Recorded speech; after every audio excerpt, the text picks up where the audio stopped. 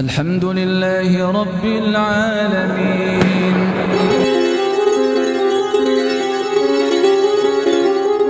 Efeknya apabila orang tidak bersabar, tidak siqah, tidak kokoh, tidak lurus di dalam menjalankan dakwah, efeknya adalah terjadinya kehancuran nilai-nilai risalah.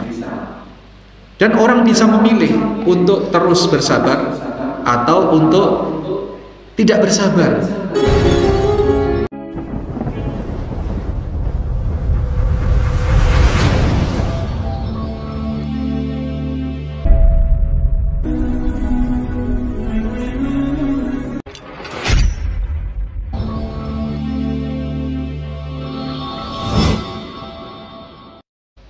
Bismillahirrahmanirrahim.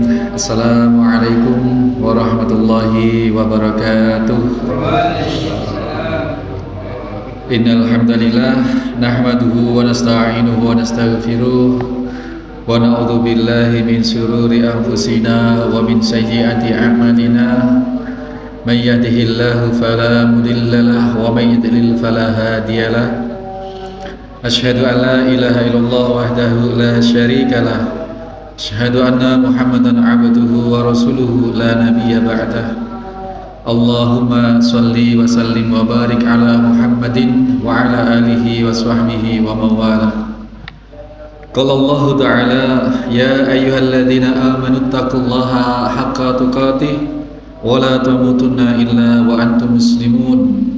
Qala Allah ta'ala aidan ya ayyuhan nasu taqu rabbakumul ladzi khalaqakum min nafsin wahidah wa khalaqa minha zawjaha wa batha minhuma rijalan katsiran wa nisaa'a wattaqullaha alladzi tasaaluna bihi wal arham innallaha kana 'alaikum raqiba.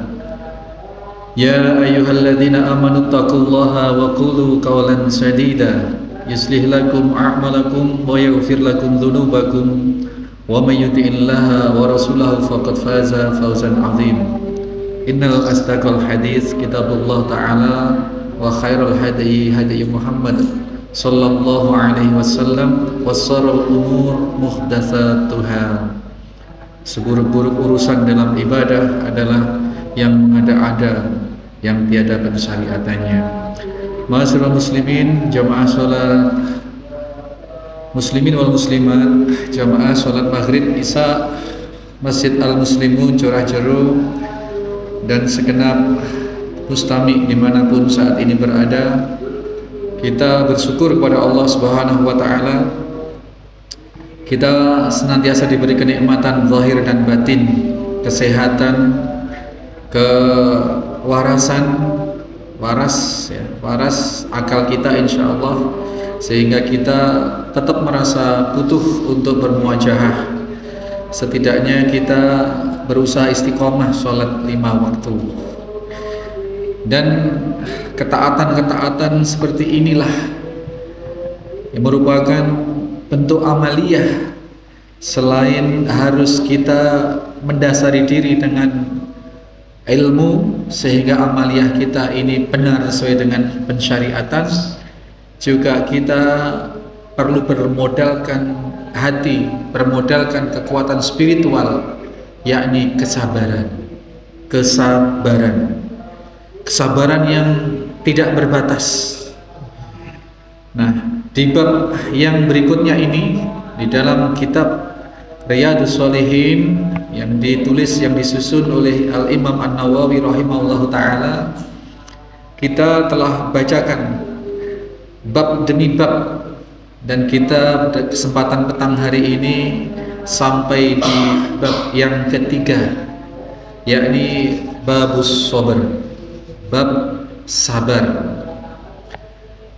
Nah, sebelum kita memasuki apa-apa yang dinukil oleh Imam An-Nawawi, baik itu ayat-ayat Al-Quran maupun hadis-hadis sahih, perlu kita perjelas kembali bahwa sabar itu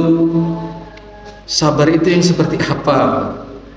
Kita akan kaji dulu sekilas tentang hakikat sabar, dari etimologinya, dari lugawiyahnya, dari terminologinya, sabar itu as-sabru kasmihi, as-sabru kasmihi.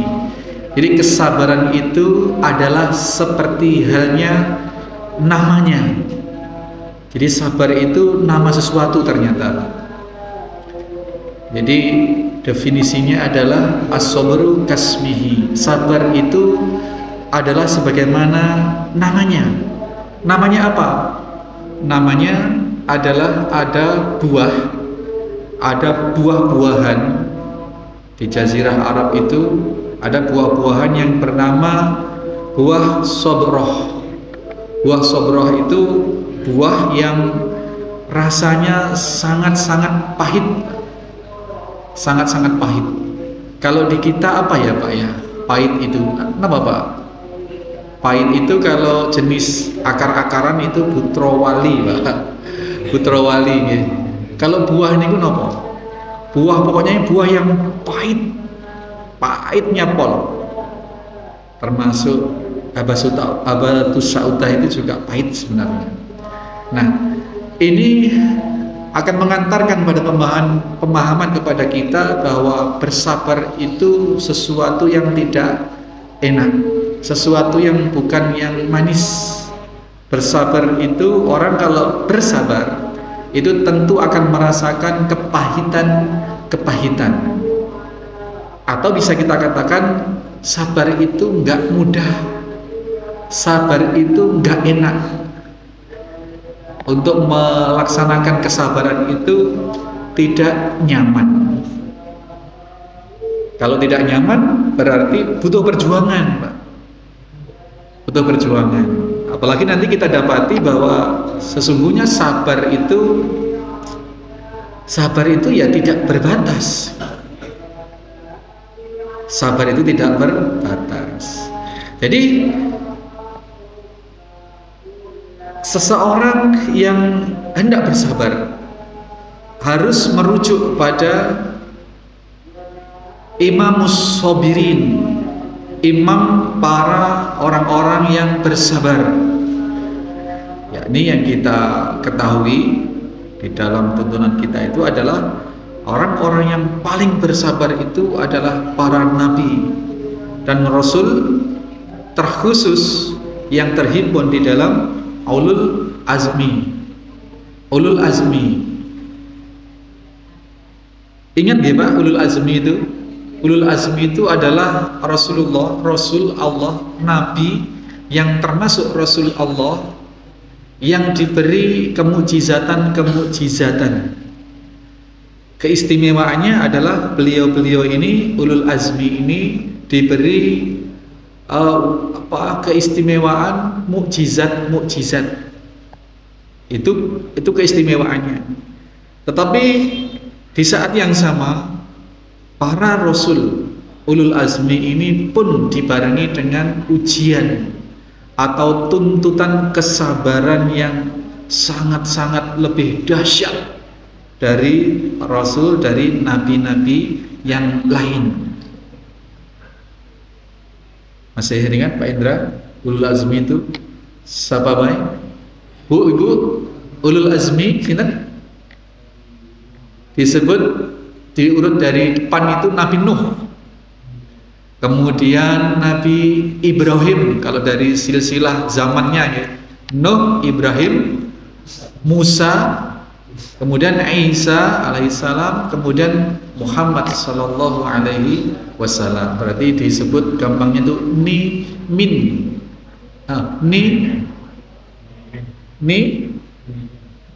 Nuh, Ibrahim, Musa, Isa, Muhammad. Mim. Jadi Imam Musabirin ini adalah para ulul azmi.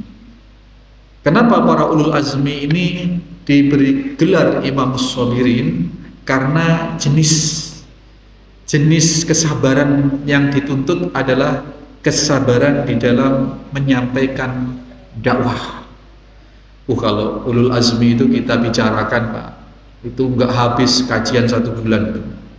Bagaimana Nabi Nuh, bagaimana Nabi Ibrahim, bagaimana Nabi Musa alaihissalam, bagaimana Nabi Isa, yang keseluruhannya adalah menghadapi kepahitan-kepahitan yang sangat dahsyat, dan beliau semua lulus sebagai hamba yang bersabar.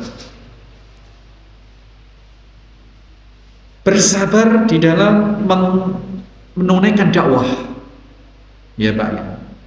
Ini berbeda dengan bersabar dikala kita menghadapi jenis ujian atau jenis tantangan yang kedua, yakni tantangan ujian di dalam menjalani kehidupan sebagaimana umumnya manusia di luar tantangan dakwah tadi.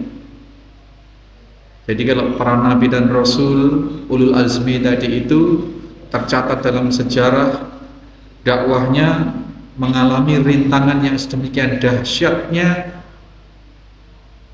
sehingga beliau mendapatkan gelar Imamus Shabirin, imam orang-orang yang bersabar.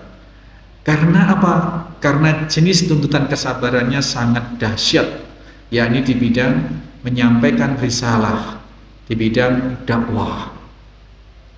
Ada juga tuntutan bersabar di luar untuk menyampaikan dakwah, di luar menyampaikan nilai-nilai ilahiyah, yakni bersabar di dalam menghadapi musibah atau cobaan di dalam kehidupan.